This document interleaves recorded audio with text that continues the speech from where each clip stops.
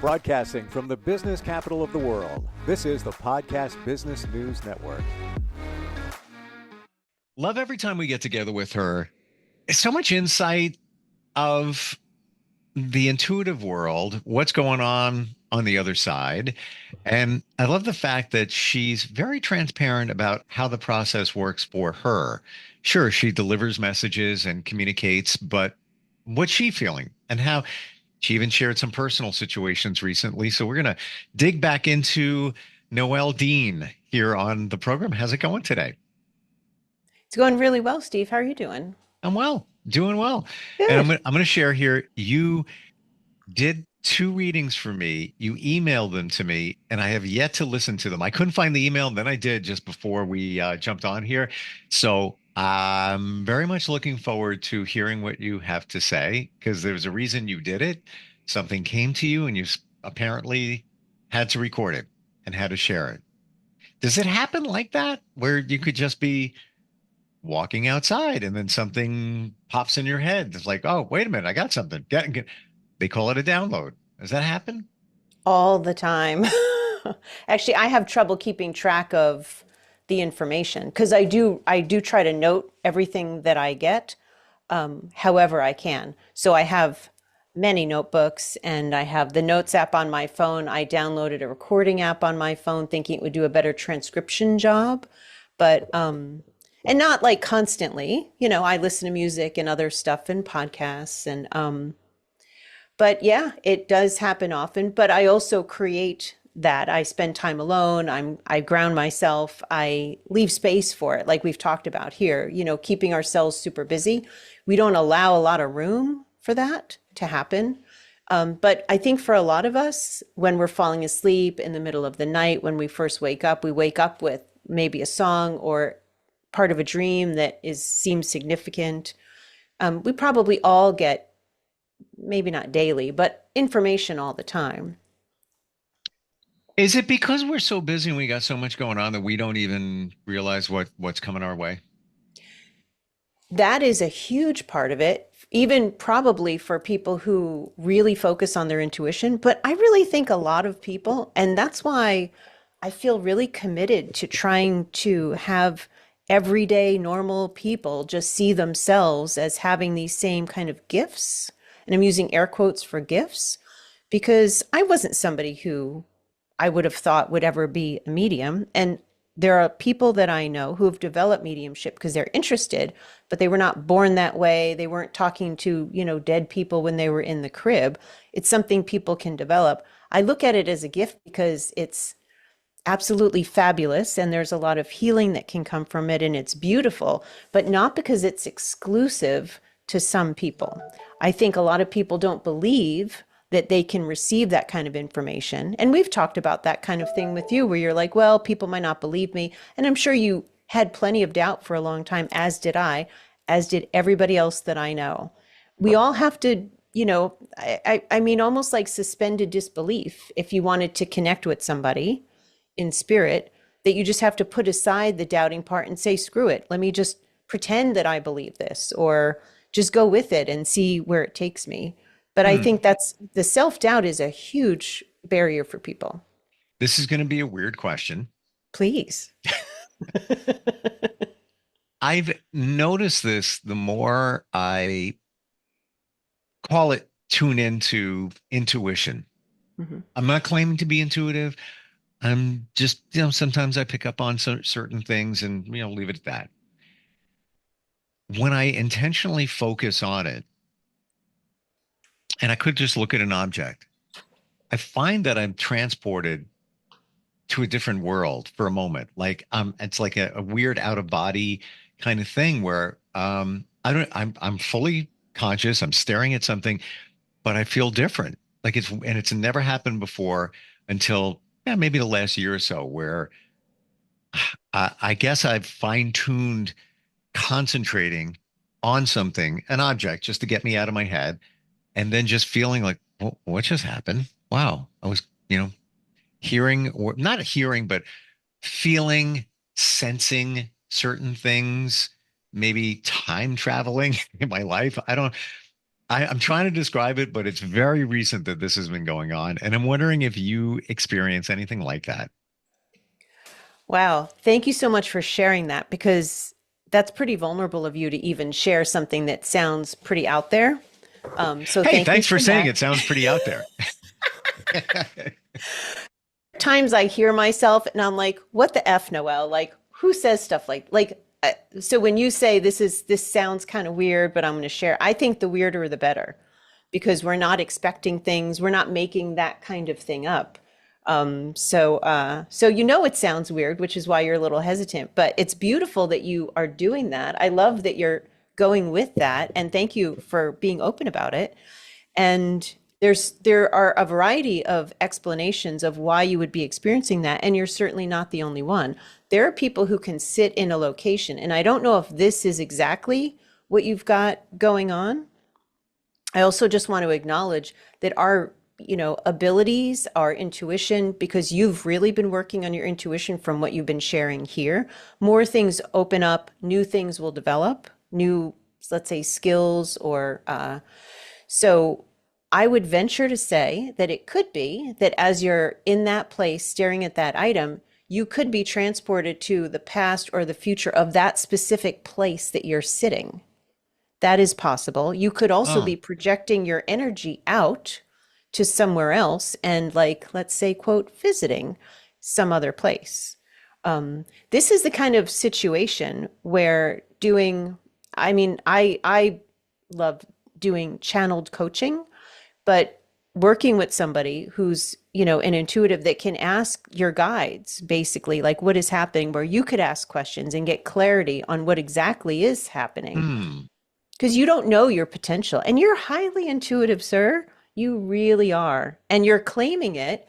And some of that probably is like that stage of life where we're really just trying to learn to like really be ourselves, not worrying about other people's judgments and opinions. Yep. So you're kind of letting it out more and giving yourself more permission. That's beautiful. I even try it like I could be on the treadmill at the gym and I'll focus on something and I'm, I don't want to say out of body, but You're I'm, transported though. Yeah.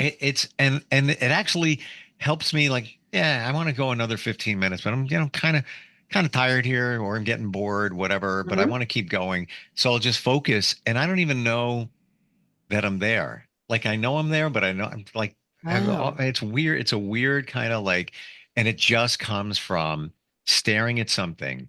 And I've done it before, and it's brought me. I don't know if I shared this, but it's brought me to other times in my life where I felt I was there at that moment, decades back, just by staring at an object and really just Wow. stare, stare, stare, and then things come.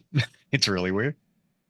I got to try that. Uh, What I'm just feeling a bit flashed back to is, and I can't remember if I shared this story when when we first met, and I was talking about my experience with the psychic, where I had a bad experience. But one of the things that happened was, and I assume this was her suggestion because I'd never done it before, but I found myself, laying on the floor staring up at like a naked light bulb. And a whole vision came to me from a picture from my grandparents' living room and seeing all of the people. She had just uh, told me that I needed to become a dancer to give her more money. And I saw this picture of grandparents and great grandparents, and they all started doing the can dance. This is just by staring at a light bulb. And it was like super clear. Well, just what you're saying is kind of what I'm saying. That's I can't explain it, but it's cool when I want to get out of body. Like again, Yeah. at the gym. And it's like I want to keep going, but I'm kind of bored, but I want to keep going. And I'll just stare out the window and I'll find, a thumbtack on a Mm. uh, telephone pole. And then it takes me there. What do you say to people who are skeptical about what they're getting, skeptical Mm. about what comes from you? How do you address that? I try not to. If there's, look, I think all of us are skeptical. I would question anybody who wasn't skeptical about what they're receiving until they've really kind of proven themselves in certain ways. And even as I say that, I want to roll my eyes at myself a little bit, because if somebody, if I talk to somebody at like the line in the supermarket or in the bathroom, as I did the other day at a like you just kind of strike up a conversation, and somebody told me, now I have Mr. Jones in my head. Strike up a conversation. Sorry. Yeah. Counting crows. Sorry. Got it. There. Thank you. I mean, just Was like it you was the say, conversation with the flamingo dancer? while she was dancing. Right. Oh, it was a can dancer. My bad. Okay, I It got it was now. see, you were close. You were close. Hmm. Look, I have no reason to not believe people if they told me that they experienced certain things. I think it's cool that they're sharing about it, and that they're just like you're describing what you're doing.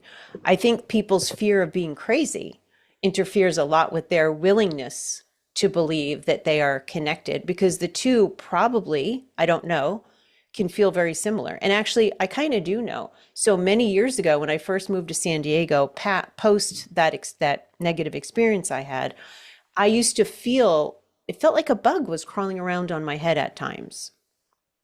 It was weird. I thought I had fleas or tick. I didn't know. I went to see the doctor and I explained some things I'd been experiencing. And the doctor started asking me, like, so what's been going on in your life? And he deduced that I was very stressed. And, I'm a licensed therapist. So I've looked back at that time and thought, I wonder if those were tactile hallucinations, where sometimes people feel like they're having like a psychotic moment. And if you're depressed, you have PTSD. Oh, my disclaimer. So I am a licensed therapist, but the information presented on this podcast is educational in nature only and is provided only as general information, not medical or psychological advice, nor is it a substitute for seeking licensed healthcare services. So this is just general talking, not to anybody in particular. But I remember experiencing those feelings on my head, and it happened quite often. And there are times in the last couple of years I've tried to look back and ask, was that stress or was that my grandmother? Was that just, I was having some kind of psychotic moment? And psychotic doesn't always mean you fall off the edge of the world kind of thing. It can just be something as simple as feeling something or seeing something that's not there, and your brain is playing tricks on you. But I can totally get why it would be scary. There are times, I mean, I remember seeing the outline of a cat when I was at work, I don't know, 13, 14 years ago. And because it was not at the church where I'd taken where I had been learning skills, or it was so out of context, it was a moment where I was just like, oh crap, like, am I actually starting to just kind of see things? It was a little bit scary. So there's like a fine line. Now, the reason I know I'm not full of crap and I know I'm not crazy is that I'll get very specific information for people during readings. And this has been happening for years. And the weirder, the better. And then they're like, oh yeah, that's my so-and-so. Like we talked about that story about the fat cat on the ship with the hat. And, like I had no reason to say anything. And it sounded crazy coming out of my mouth. I didn't even want to say it. And this was if you didn't hear what we talked about last time, it was just a test in a mediumship class that I was taking, and I had to read somebody for the first time, and it was kind of terrifying. So I think that, that self-doubt and the fear of like, there are times even now I joke like, oh my God, I've fallen off the edge, because there's wacky stuff that comes out of my mouth, but I know I experienced it, or I know I was told that. It still feels weird though. What do you feel that makes you believe it? Oh, I love that question. Well, actually, I've learned to trust myself and what I get. So there's that. So I don't question and throw anything away. I use myself as a pendulum to do the energy testing to ask, hey, am I getting this right? Am I really getting this? So, and I use that a lot because I can still have doubts. So just to give you a heads up about the thing about your mom. So I was preparing for us to meet. And I don't know why I was thinking about her, but I was just thinking about her. We talk about her from time to time when we talk. Yeah, it And just she comes just up kind and it's almost illustrates what we talk about in some ways. Yes, definitely. And maybe it was even the night before we were supposed to record that I just had a sense of her being around me. I was thinking, I don't know, I was thinking about her out of and without any context for thinking about her. And then she gave me an appointment time, like tomorrow at 8 a.m. And I was like, okay, Rosemary, and I know her name because you've mentioned her name before. So we met. She gave me a song, and I know you haven't heard the reading yet, but she gave me a song, "You Just May Be the One" by the Monkees. And then she explained why she brought that song. But, getting things that are surprising and unexpected, as I've talked about, is, one of my mediumship tips. That's a huge part of it. Like I'll get things that I'm like, wait, what? And even that to me is like, now it's validation because I wasn't thinking that and I wouldn't think that. So I just go with it. And I ask kind of the whole time. So I use a few different ways to feel confident in what I say. But I don't know, I feel in the flow. I can feel their energy. There are times when I'll just get like sort of chills on my arms or legs, and things will move through me, and I'll feel that. So it's multi-sensory as well. I'll hear things, I'll see things, I'll just kind of know stuff all at the same time. I'm looking forward to hearing that audio and I'm going to get to that after we're off today. Yeah. Do you find that and that monkey song doesn't resonate right away, but I'll be looking at the lyrics and it might be there's something there. Do She you explains why she chose that song, by the way, because I did ask her. So when you listen, you'll understand okay. why. Yeah. Do you when you're getting something, do you share everything as opposed to filtering it? And just here it is, do whatever you want with it, but this is what downloaded for you and have at it. That's it. That's what I got. Unless something feels a little bit fishy, or like, wait, was I thinking and not just receiving? Or, the energy of that felt a little bit off to me. So let me just double check here. But otherwise, my intention is to, yeah, like as verbatim as possible, relay the information that I get. And I would say, I don't know, 90 something percent of the time, that's what I do. I want to say 99. I don't know that that's true, but that's the number that I'm seeing, so I should go with it. And even just talking, stuff comes to me all the time. So I wouldn't think 99, but that's what I'm getting. So, but, this is my life. This is what I do. So I'm always trying to be open. So you have a book. You've mentioned it before. Yeah. Can we go back to that? I know it's available on Amazon. Yes. So it's called Mediumship Foundations, a complete guide for the absolute beginner. Wow. And not to be crass, but I think if you had this in your bathroom, you might be able to get through it in a week. It's 56 pages long. It's very thin. Hmm. And it is like, really, I did my best to put the nuts and bolts of mediumship in one place. I've been acquiring the knowledge and skills of it for almost 30 years. I've taught it for about 3 years. I'm a bit of an uptight therapist, so defining things and making them clear concepts is really important to me and something that I've really worked at. And I really love this book. There are several books I will be writing and have been channel writing the drafts of things. So anyway, books are in my future. I believe I'll be doing 7 in total from what I've been told. But I'm proud of this book. And when I teach my online course, it will be using this book as the outline for that and then just expanding with exercises. And that's like the next step in how I'll be teaching is doing it that way. But I really want everyday normal people to see themselves as capable as anybody else to get information. It's not for, the special or the especially connected or the born with, and sorry, everybody else. Is it as easy as just hearing it, listening to it, blocking everything else out, and then believing what you're getting? Because I'm sure on a daily basis, everybody feels something, senses something, and they just, it just doesn't resonate with them unless you're intentional about it. Is it that easy? I think so. When I teach the class, I have, like I'm thinking of one woman in particular where she was like, well, blah, blah, blah. She said something very unexpected. And then she's like, but I could be making that up. And I remember getting very close to the camera, like, are you really making that up? Are you really making to get her to see, like, well, of course I'm not. Of course I'm not. But look, I didn't see myself as somebody who had the potential to be that kind of like antenna. I mean, I've been a radar for things for a long time, but this is different and it's way freaking cool. So, of course, it seems like, well, can I actually do that? But look, so you picked up on something for me, and I wanted to get back to you about that. So you picked up on that song Morning by Al Jarreau.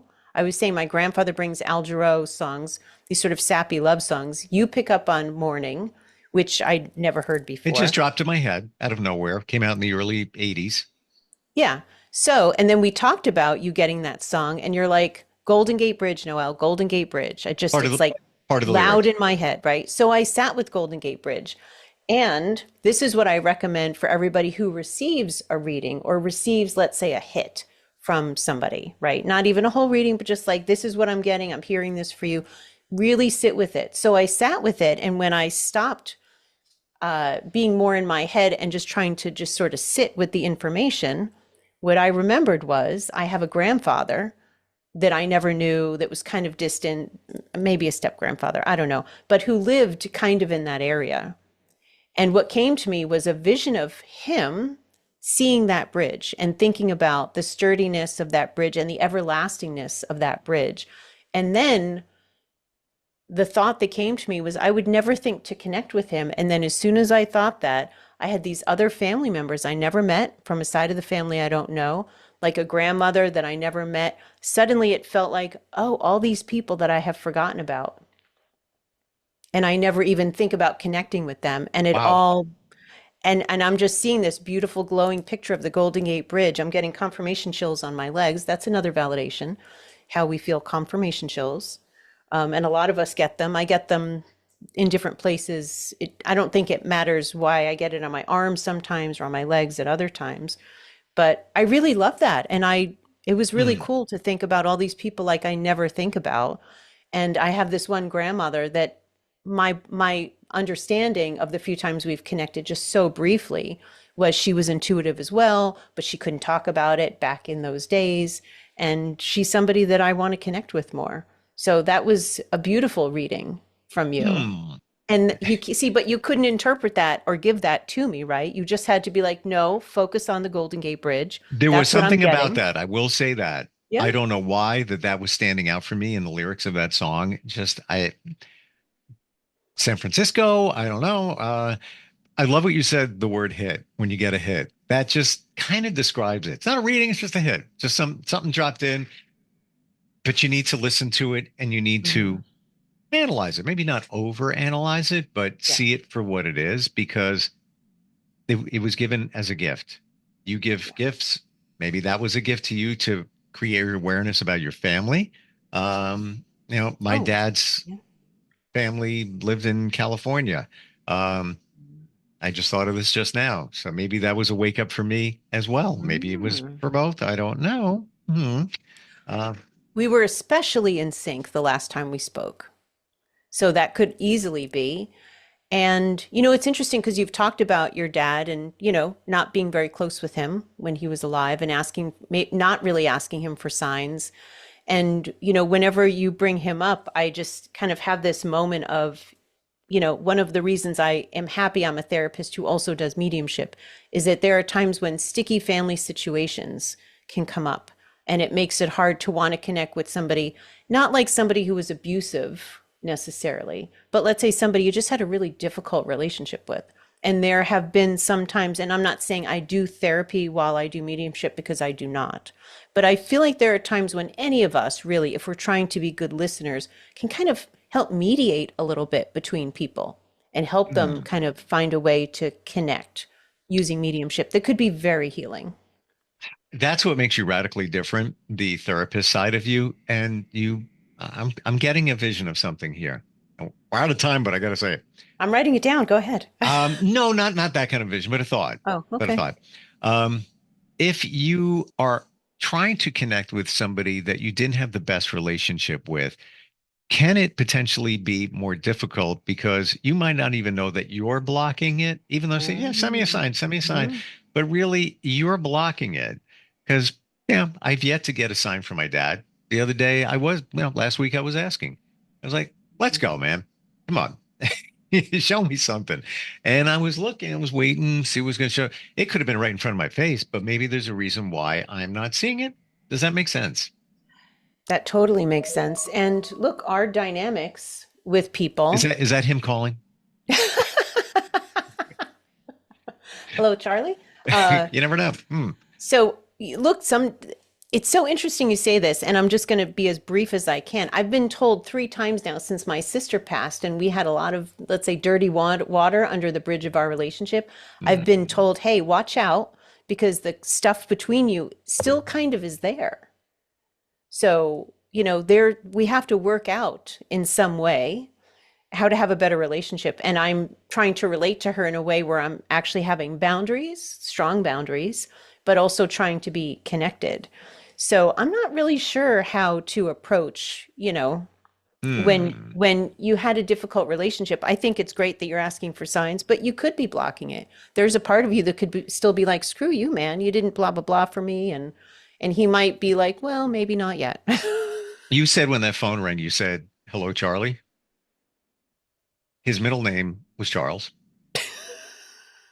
His brother's name was Charles, and his brother lived in California, and his brother went by a different name. He changed his name. Can't make it up.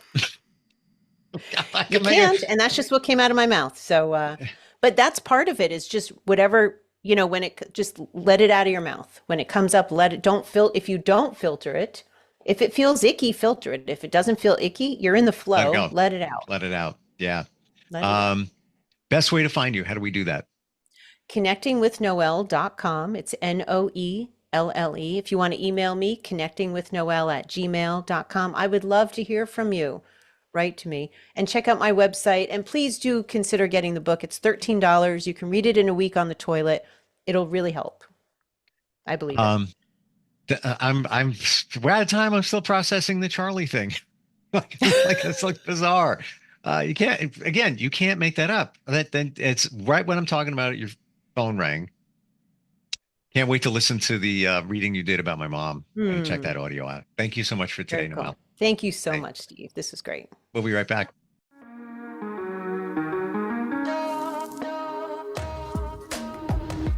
Broadcasting from the business capital of the world, this is the Podcast Business News Network.